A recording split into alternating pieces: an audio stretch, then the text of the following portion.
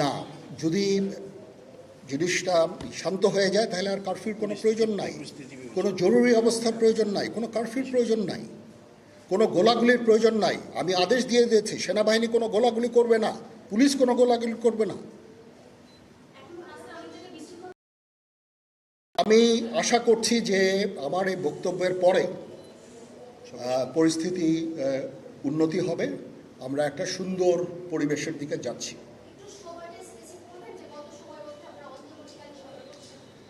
আমরা এটা না, আমি আজকে রাতের মধ্যে একটা আমরা সলিউশনে যাওয়ার চেষ্টা করব, বাট আমাদের হয়তো 2-1 দিন সময় দিতে হবে। এটা আমরা এখনও এটা টু আর্লি, আমরা যাচ্ছি যে আমরা কথা বলবো মহামান্য রাষ্ট্রপতির সাথে, আমরা একটা সুন্দর সলিউশনে আমরা পৌঁছাবো।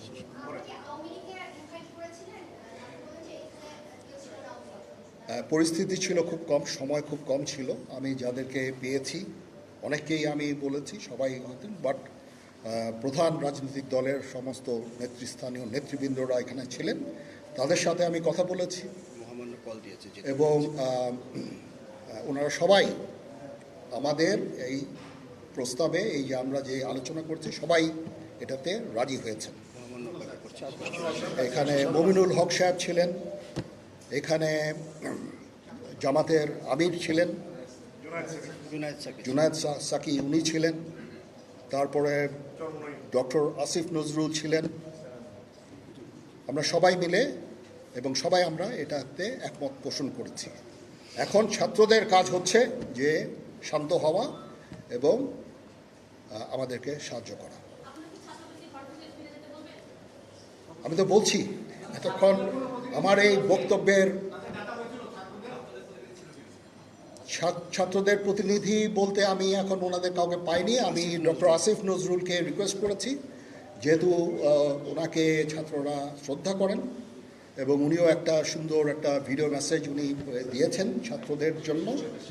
আমি আশা করব যে এই ভিডিও মেসেজটাও কাজে হবে, কাজ দিবে। এইভাবে আমরা কাজ করে দিতে। সবাই ভালো থাকেন, সবাইকে ধন্যবাদ। এখানে আপনারা যত প্রশ্ন করতে থাকবেন আমাকে দেরি করাবেন। It is too early. আমরা কাজ করছি, আমাদের একটু কাজ করতে দেন, একটু সময় দেন, আমরা একটা সলিউশনের মধ্যে আমরা যাব ইনশাআল্লাহ। হ্যাঁ, আপনারা সবাই যারা আন্দোলনরত, যারা ছাত্ররা আছেন, আন্দোলনরত যত লোকজন আছেন, দয়া করে ঘরে ফিরে যান। সবাই ভালো থাকেন, আল্লাহ আমাদের মঙ্গল করুক। আল্লাহ হাফেজ।